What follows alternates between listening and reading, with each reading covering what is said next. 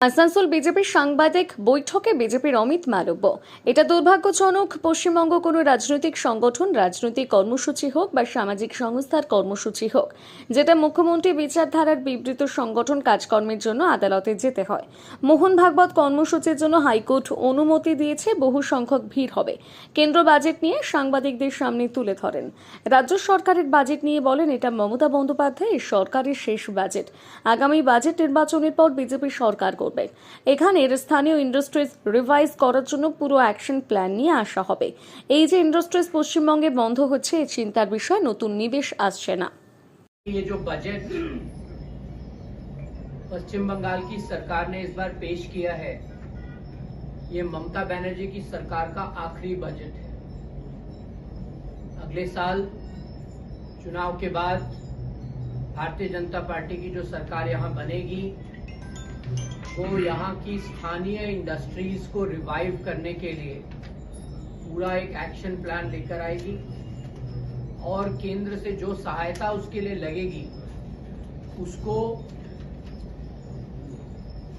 Implement करने के लिए जो सहयोग लगेगा उस सभी चीजों को यहाँ मुहैया कराया जाएगा।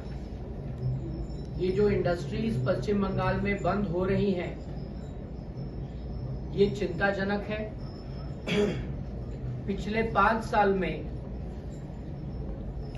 आंकड़ों के मुताबिक लगभग 4000 कंपनियां पश्चिम बंगाल छोड़कर जा चुकी हैं।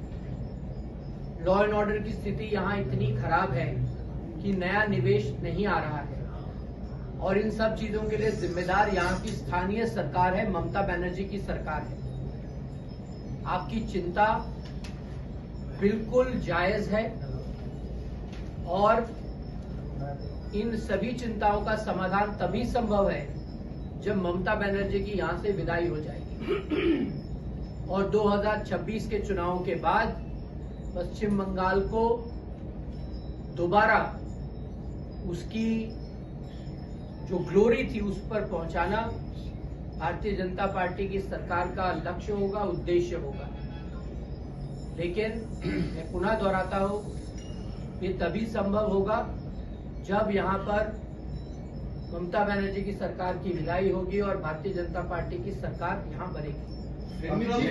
केंद्र की सरकार का बजट आता है, वो देश का बजट होता है और उस देश के बजट में इंडस्ट्रीज के लिए, एम्प्लॉयमेंट के लिए देश में व्यापक रूप से अपॉर्चुनिटीज क्रिएट हो, उसके लिए प्रावधान बनाए जाते हैं। उन प्रावधानों को लागू करना, उन प्रावधानों के लिए उचित माहौल बनाना, वो प्रदेश की सरकार का काम होता है। यहाँ पर जो इंडस्ट्रीज बंद हैं, चाहे वो प्राइवेट सेक्टर की हो, चाहे वो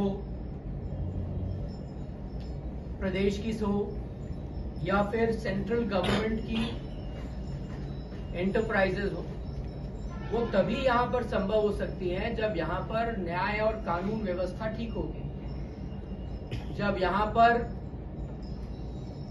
एक ऐसा एनवायरनमेंट क्रिएट किया जाएगा जहाँ पर इंडस्ट्रीज ऑपरेट कर सके, थ्राइव कर सके। और मैं दोबारा कह रहा हूँ, उसकी पूरी जिम्मेदारी ममता बनर्जी की सरकार से है। अगर आप आसनसोल में बंद हुई इंडस्ट्रीज की चिंता कर रहे हैं तो ये सवाल आपको ममता बनर्जी से पूछना चाहिए कि यहाँ पे लॉ एंड ऑर्डर इतना खराब क्यों है,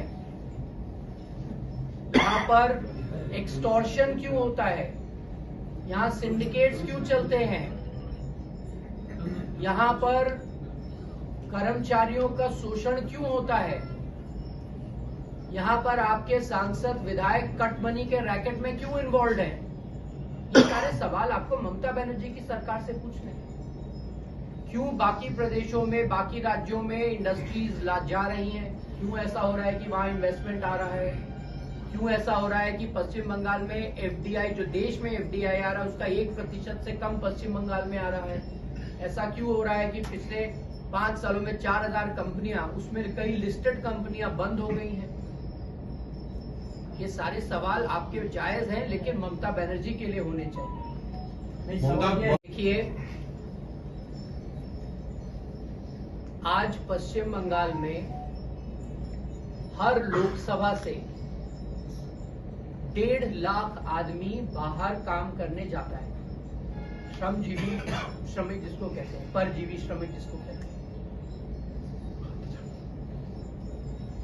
यही पश्चिम बंगाल में आपने लक्की भंडार की बात कही, और इसी पश्चिम बंगाल में संदेश खाली भी होता है, आरजी कार जैसी घटना भी होती है। तो क्या महिला सम्मान को आप लक्की भंडार के नजरिए से देखेंगे या महिलाओं की अस्मिता के नजरिए से देखेंगे?